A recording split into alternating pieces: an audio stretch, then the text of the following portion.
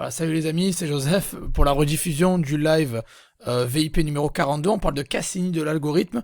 Désolé, il y a eu un petit problème technique où ça a enregistré uniquement 20 minutes sur les 2h30. Donc je vais vous faire un récapitulatif maintenant en live, juste après le live. Voilà, je vous fais un petit récapitulatif de ce qui a été dit en fait. Donc on a parlé de l'algorithme de Cassini, l'algorithme d'eBay qui s'appelle Cassini. Alors, attendez, j'ai un petit problème. On va parler de l'algorithme d'eBay qui est Cassini. Et donc, alors l'algorithme, qu'est-ce que c'est? La définition, c'est un robot. Donc parce que eBay ne va pas décider de qui va être référencé mieux ou pas. C'est un robot que eBay a mis en place pour déterminer qui c'est qui va ranker place numéro 1, numéro 2, numéro 3 sur des mots-clés précis et il va déterminer votre visibilité. Voilà. Donc c'est l'algorithme d'eBay Cassini va déterminer qui est ranké à quelle position. Et qui dit plus de visibilité, dit plus de ventes. Donc le but c'est d'être tout en haut des résultats de recherche. Et ce live, je vais vous montrer presque 40 points en total où je vais vous donner les facteurs pris en compte par cet algorithme pour savoir comment et qui va être référencé plus haut que d'autres. Et donc on va parler des impacts négatifs de votre comportement mais aussi positifs, donc les deux en fait. Donc on va attaquer directement avec le premier point qui est l'ancienneté du compte. Alors c'est important d'avoir un compte le plus ancien possible parce que ça va limiter vos chances de blocage. Alors bien évidemment, si vous avez un compte de 2009 qui n'a pas été utilisé pendant 10 ans, ça aura plus de valeur qu'un compte de 2021, mais vous allez avoir quand même un algorithme assez nul au début, mais vous aurez moins de chances de vous faire bloquer. Donc plus le compte est ancien, mieux c'est.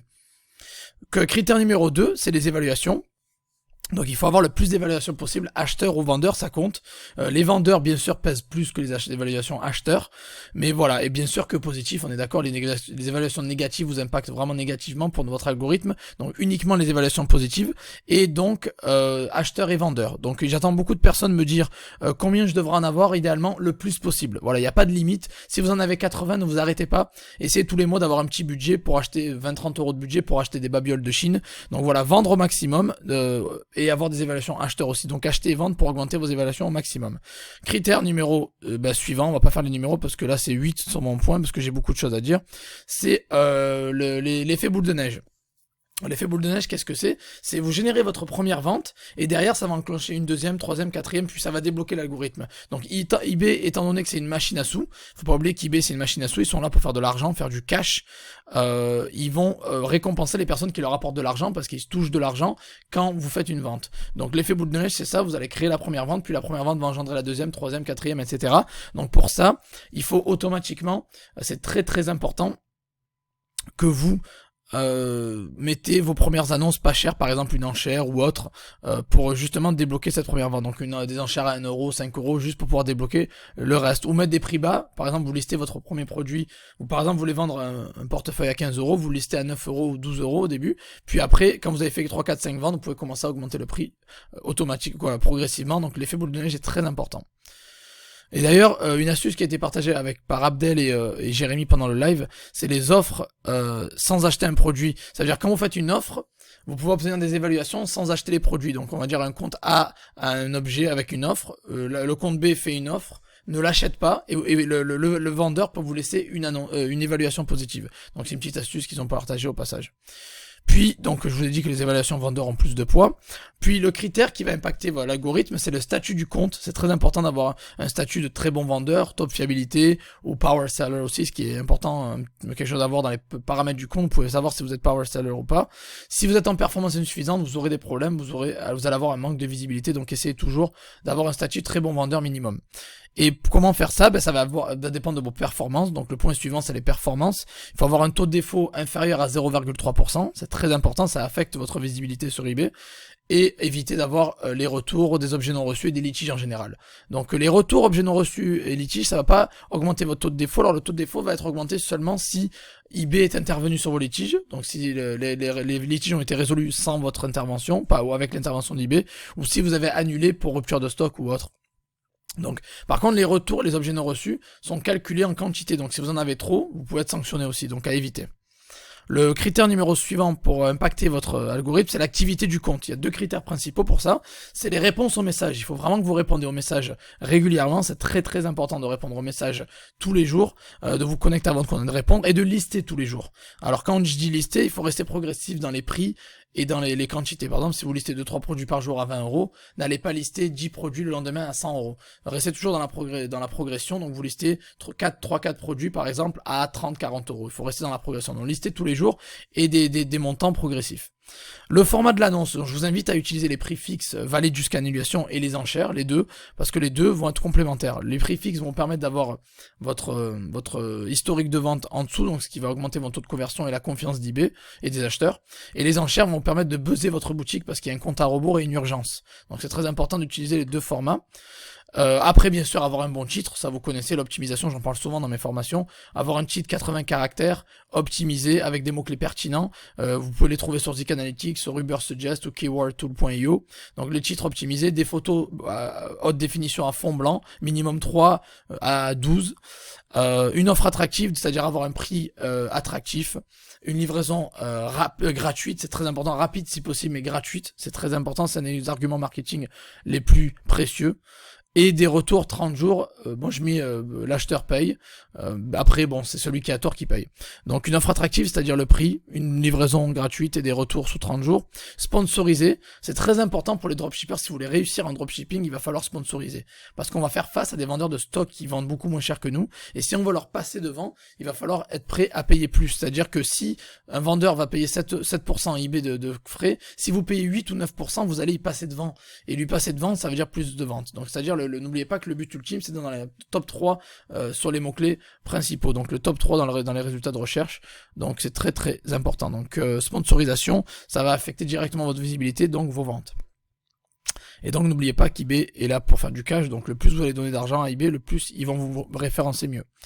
Puis le point suivant qui va vous aider, c'est l'historique de vente, le nombre total de ventes, c'est-à-dire l'historique de vente sur une annonce spécifique, c'est-à-dire le nombre de vendus en rouge là-dessous, mais aussi sur la boutique totale. Donc ça c'est très important que vous compreniez que eBay va vraiment prendre ça en compte. Si vous faites des ventes, ils vont vous mettre en avant. Si une annonce est vendue 1000 fois, vous allez être beaucoup plus en avant qu'une annonce qui s'est vendue 20 fois. Voilà. Ça c'est important. La promotion croisée, c'est-à-dire avoir des produits basse valeur qui vont envoyer du trafic directement sur les produits plus haute valeur par exemple. Donc le plus vous allez générer de ventes, le plus ça va booster votre boutique entièrement. Donc c'est très bien important de commencer avec des prix bas et des enchères à bas prix pour générer vos premières annonces, débloquer votre algorithme et créer cet effet boule de neige.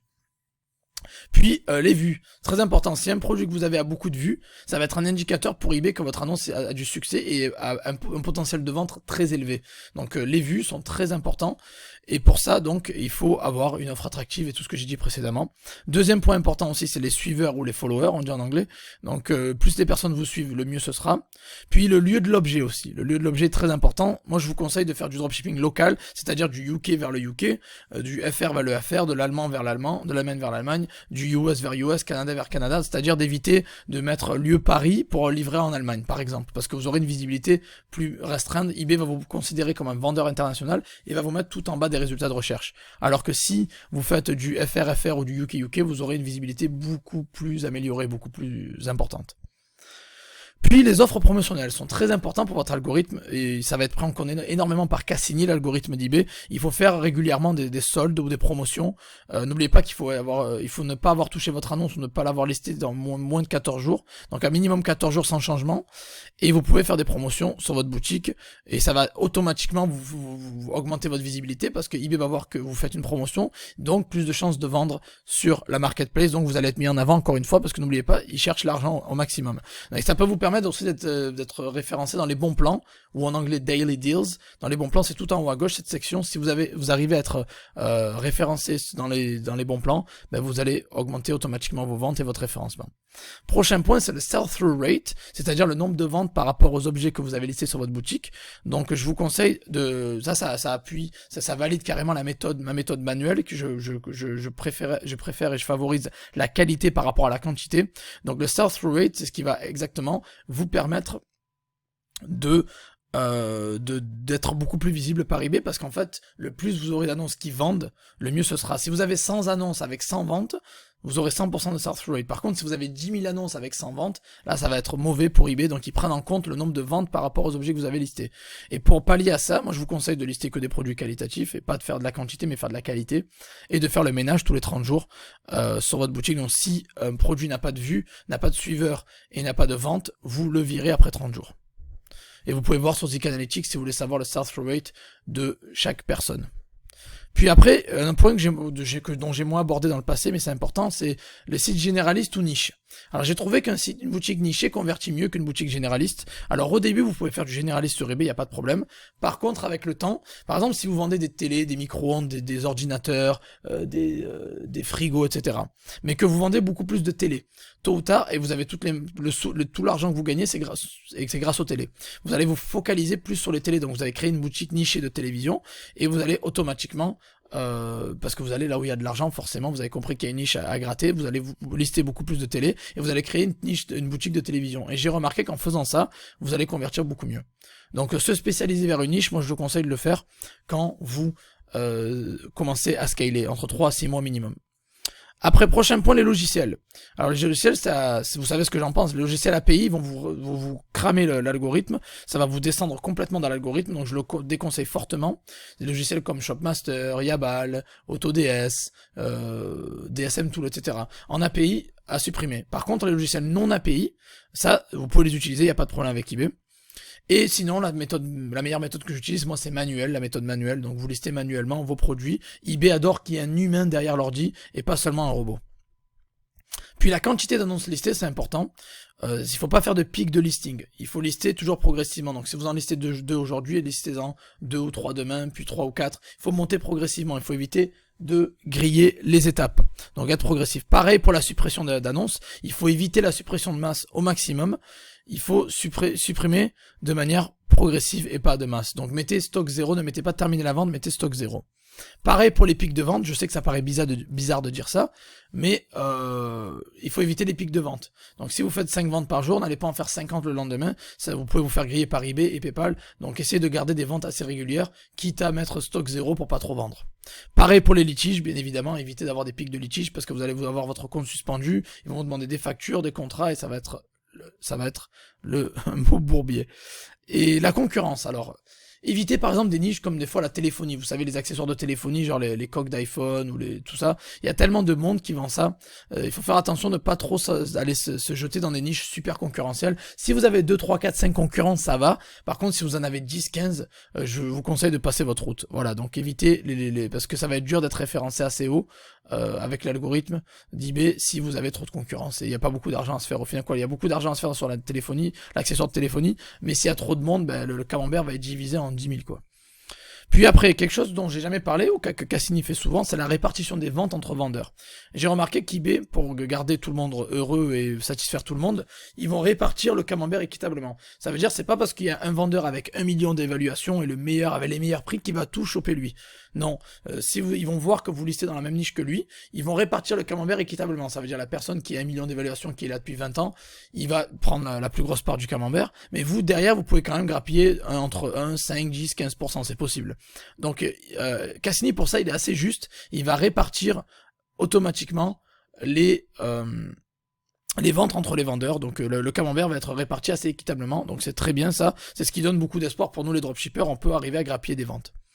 Puis pour la suite, c'est l'algorithme international. Alors ça c'est Jérémy qui l'a mentionné, c'était très bien pendant le live.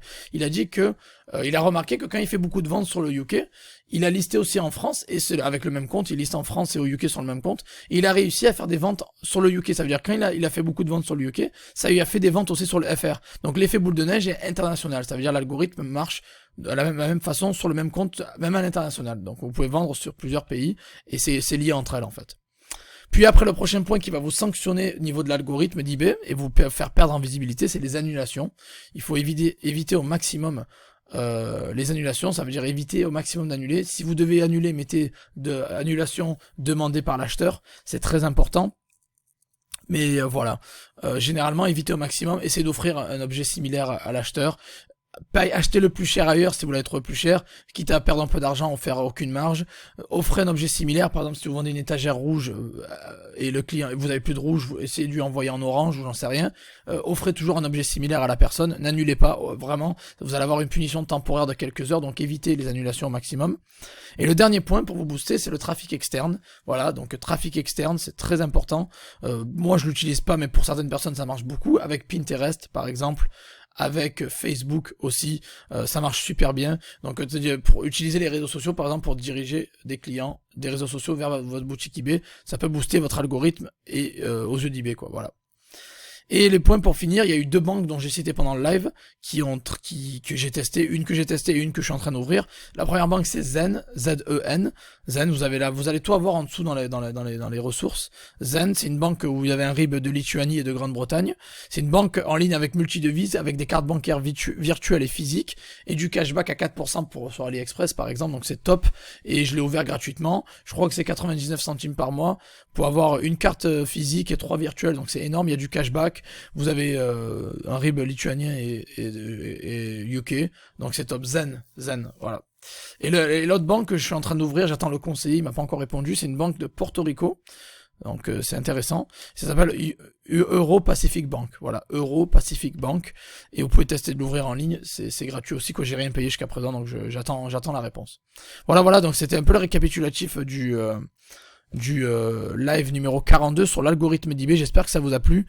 Dites-moi si vous préférez cette formule courte au lieu de vous farcir des lives de 2h30, 3h ou 4h.